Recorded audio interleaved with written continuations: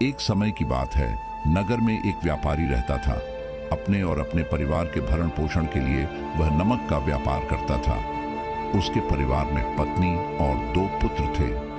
व्यापारी के दोनों पुत्रों का स्वभाव बिल्कुल अलग था। जहां एक और बड़ा पुत्र बहुत ही संकोची और शर्मीले स्वभाव का था, उसे किसी से बात करने में भी शर्माती थी, वहीं उसका छोटा पुत्र बहिर्मुखी स्वभाव वाला व्यक्ति था। वह किसी से भी अपनी बात कहने में कभी संकोच नहीं रखता था। लोग अक्सर बड़े पुत्र को भोला और बेवकूफ समझते थे।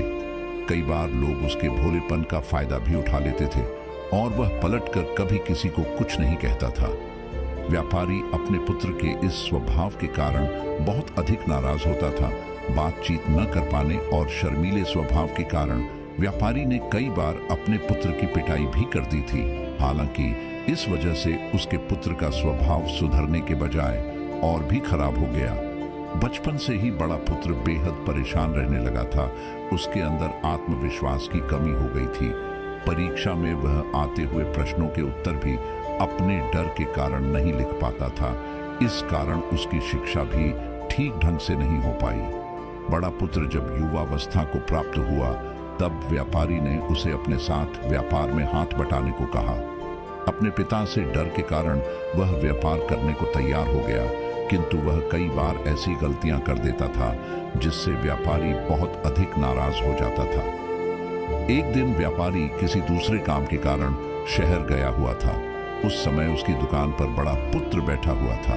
तभी कुछ लोग आए और उन्होंने बड़े पुत्र से कहा कि हमें तुम्हारे पिता ने भेजा है। उनका यह संदेश है कि इस समय दुकान में नमक की जितनी बोरियां रखी हुई है वह सब हमें दे दो। उन्होंने नमक की सभी बोरियों को शहर मंगवाया है। व्यापारी का पुत्र उनसे प्रश्न पूछने की हिम्मत जुटा ही रहा था कि वे दोनों आदमी दुकान के अंदर घुस गए और दुकान में जितनी भी नमक की बोरियां रखी थी सबको तांगे में रखा और लेकर चले गए। व्यापारी के पुत्र ने उन्हें रोकने का प्रयास किया, किंतु संकोच और शर्मीलेपन के कारण वह उन्हें कुछ कह नहीं पाया। उसने मन ही मन सोचा कि यदि मैं इन्हें नमक ले जाने से रोकूं तो पिताजी मुझ पर नाराज होंगे। कुछ समय बाद जब व्यापारी शहर से वापस आया तो खाली दुकान देखकर उसने अपने पुत्र से प्रश्न किया कि नमक की बोरियां कहां गई? यह दुकान इतना खाली खाली क्यों है?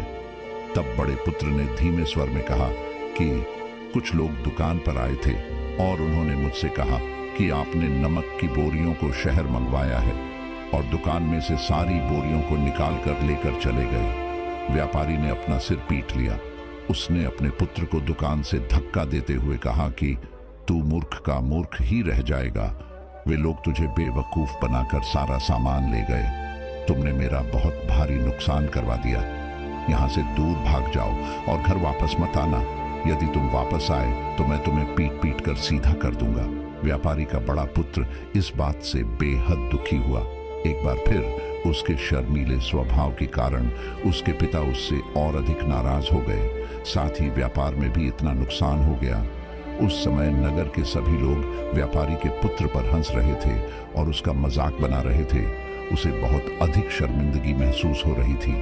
यही वह समय था जब उसने सोच लिया कि अब उसके जीवन में कुछ भी ठीक नहीं हो सकता है।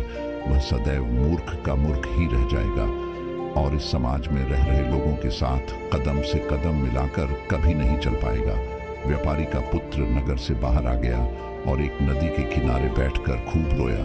गहरे पानी को देखकर उसके मन में विचार आया कि अब उसके जीवित रहने का कोई फायदा नहीं है। उसने सोच लिया कि आज वह इस नदी में डूबकर अपने आप को समाप्त कर लेगा। असफल जीवन जीने से अच्छा है कि वह स्वयं को समाप्त कर ले। उसने जैसे ही नदी में छलांग लगाई, एक बौद्ध भिक्षु ने उसे बचा लिया और नदी से बाहर निकाल कर ले आए। व्यापारी का पुत्र बौद्ध भिक्षु पर नाराज होने लगा और कहने लगा कि तुमने मुझे क्यों बचाया? मैं इस असफल जीवन को जीना नहीं चाहता। बौद्ध भिक्षु ने उससे समझाया कि जीवन एक ही बार मिला है और यदि तुम जीवित ही नहीं रहोगे तो असफलता को खत्म करके सफल कैसे बनोगे? तब व्यापारी के पुत्र ने कहा कि मेरे जीवन बहुत अधिक समस्याएं हैं। यह सभी समस्याएं मेरे संकोची और शर्मीले स्वभाव के कारण हुई है। मैंने अपने पिता का नुकसान करवा दिया। मैं एक अच्छा पुत्र नहीं हूँ। अपने स्वभाव के कारण मैं शिक्षा ग्रहण भी नहीं कर सका। यह सारा संसार मुझे मूर्ख समझता है। क्या किसी मूर्ख को इस संसार में जीने का अधिकार है? तब बौद्ध भिक्षु ने कहा कि तुम्हारे इस प्रश्न का उत्तर तो मेरे गुरु ही देंगे। चलो, मैं तुम्हें मेरे गुरु से मिलवाता हूँ। व्यापारी के पुत्र ने कहा कि वह किसी से बात नहीं करना चाहता, आज वह अपना जीवन समाप्त कर लेगा।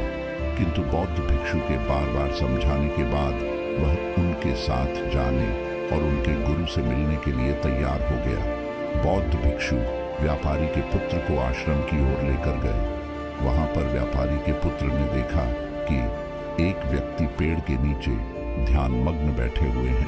तभी बौद्ध भिक्षु ने कहा कि यह हमारे गुरु गौतम बुद्ध हैं। दोनों ने गौतम बुद्ध को प्रणाम किया। वह युवक वहीं पर बैठ गया और गौतम बुद्ध को देखकर रोने लगा। गौतम बुद्ध ने उससे उसके रोने का कारण पूछा। तब उसने कहा कि अब आप ही मेरी आखिरी उम्मीद है। यदि आप मेरी समस्या का समाधान नहीं करेंगे तो मेरा यह जीवन समाप्त हो जाएगा। गौतम बुद्ध ने व्यापारी के पुत्र से उसकी समस्या के बारे में पूछा। तब उसने बताया कि किस प्रकार वह बचपन से ही शर्मीले और अंतर्मुखी स्वभाव का है। इस कारण लोग उसे मूर्ख समझ लेते हैं और उसके पिता भी उससे प्रेम नहीं करते। तब गौतम बुद्ध ने युवक को शांत कराते हुए कहा कि मेरे पास तुम्हारी समस्या का समाधान है। तुम्हारा जीवन बहुत ही आसान हो सकता है। तब युवक ने कहा कि क्या सचमुच ऐसा हो सकता है? आप बहुत ही महान व्यक्तित्व प्रतीत होते हैं। आपके तो कई शिष्य हैं। हे गुरुदेव, मैं भी आपका शिष्य बनना चाहता हूँ। क्या आप मुझे अपने शिष्य के रूप में स्वीकार करेंगे? गौतम बुद्ध ने कहा कि हाँ, अवश्य। युवक ने कहा कि ठीक है गुरुदेव, अब मुझे वह उपाय बताइए जिससे कि मेरा जीवन बदल जाए। गौतम बुद्ध बोले, किंतु उससे पहले तुम्हें मेरे कुछ महत्वपूर्ण कार्य करने होंगे। यदि तुम मेरा यह कार्य करो तब मैं तुम्हें कुछ ऐसे उपाय बताऊंगा जिनके कारण तुम्हारे जीवन में सब कुछ ठीक हो जाएगा और तुम्हारे पिता भी तुमसे प्रसन्न रहेंगे। गौतम बुद्ध ने उस युवक को कहा कि आज से 3 दिन बाद मैं तुम्हें ऐसे उपाय बताऊंगा जिससे तुम्हारा जीवन बदल जाएगा। किंतु 3 दिनों तक तुम्हें मेरे सभी कार्य करने होंगे। मैं जैसा जैसा कहूंगा, यदि तुम वह कार्य को करने में सफल रहे तो तीसरे दिन के बाद तुम्हारा जीवन बदल जाएगा। तुम्हारा पहला दिन कल से शुरू होगा। अभी जाओ और आश्रम में ही आराम करो। अगले दिन व्यापारी का पुत्र गौतम बुद्ध के पास पहुंचा और कहा कि हे गुरुदेव, मुझे पहले दिन का कार्य बताइए। तब गौतम बुद्ध ने कहा कि आज तुम्हें 10 अजनबी व्यक्तियों से बातचीत करनी है और उनका हाल जानना है।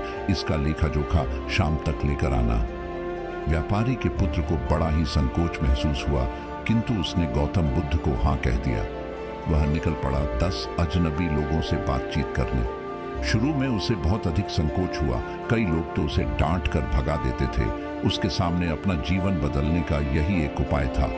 आखिरकार कोशिश करते हुए उसने 10 अजनबी लोगों के नाम और उनके व्यापार का लेखा जोखा प्राप्त कर लिया। शाम को जब वह गौतम बुद्ध के पास पहुंचा तो प्रसन्नता के साथ उसने गौतम बुद्ध को बताया कि आज का कार्य उसने सही ढंग से पूरा कर लिया है। कुछ लोग तो उसके मित्र भी बन गए हैं। दूसरे दिन फिर वह युवक गौतम बुद्ध के पास पहुंचा। तब गौतम बुद्ध ने कहा कि आज का कार्य है, तुम आश्रम में रह रहे 10 शिष्यों को संबोधित करते हुए उन्हें जल के उपयोग के विषय में पढ़ाओ।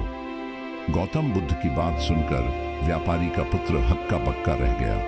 उसने कहा कि आप मुझसे किस प्रकार का कार्य करवा रहे हैं? मैं अपनी शिक्षा ठीक से पूरी नहीं कर पाया हूं। मैं यह कार्य नहीं कर पाऊंगा। तब गौतम बुद्ध ने कहा कि ठीक है, तब मैं तुम्हें उपाय भी नहीं बताऊंगा।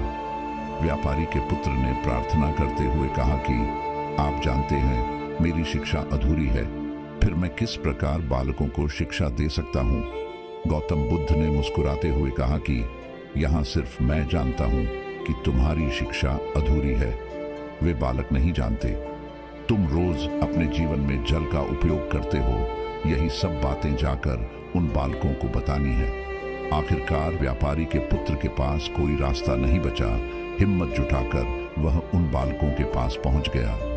शुरू में तो उसके हाथ पैर कांप पर रहे थे, किंतु आखिरकार उसने जल की विशेषताओं के बारे में बताना प्रारंभ कर दिया। उसने बालकों को जल की 5 विशेषताएं बताई और जल्दी से वहां से भाग आया। गौतम बुद्ध के पास आकर उसने कहा कि बहुत अधिक डर लग रहा था, किंतु मैंने बालकों को जल की 5 विशेषताएं बता दी हैं। गौतम बुद्ध ने कहा कि जो एक बार फिर कोशिश करके आओ। व्यापारी का पुत्र ने एक बार फिर हिम्मत जुटाई और बालकों को जल के विषय में पढ़ाना शुरू किया। इस बार व्यापारी के पुत्र को बिल्कुल डर नहीं लग रहा था, पूरे आत्मविश्वास के साथ बालकों को शिक्षा दी। तब गौतम बुद्ध ने युवक की प्रशंसा करते हुए कहा कि तुम अवश्य ही साहसी हो। गौतम बुद्ध से शाबाशी सुनकर वह युवक बहुत अधिक प्रसन्न हुआ। युवक तीसरे दिन जब गौतम बुद्ध के पास आया तो गौतम बुद्ध ने उससे कहा कि आज का कार्य तुम्हें थोड़ा अजीब लग सकता है, किंतु आज तुम्हें अपने पिता से मिलने जाना है। गौतम बुद्ध की यह बात सुनकर वह युवक बहुत अधिक डर गया। उसने कहा कि नहीं नहीं, मैं अपने पिता के सामने नहीं जाऊंगा। गौतम बुद्ध ने कहा कि ठीक है, तब मैं तुम्हें उपाय भी नहीं बताऊंगा। आखिरकार उस युवक को गौतम बुद्ध की बात माननी पड़ी। गौतम बुद्ध ने उसे समझाया कि अपने पिता के पास जाकर उनसे क्षमा मांगना और कहना कि तुम्हें एक और अवसर दे ताकि तुम स्वयं को बुद्धिमान साबित कर सको। गौतम बुद्ध की शिक्षा हर किसी के जीवन को नई दिशा दे सकती है। अगर आप भी इसे मानते हैं तो कमेंट्स में नमो बुद्धाय लिखना मत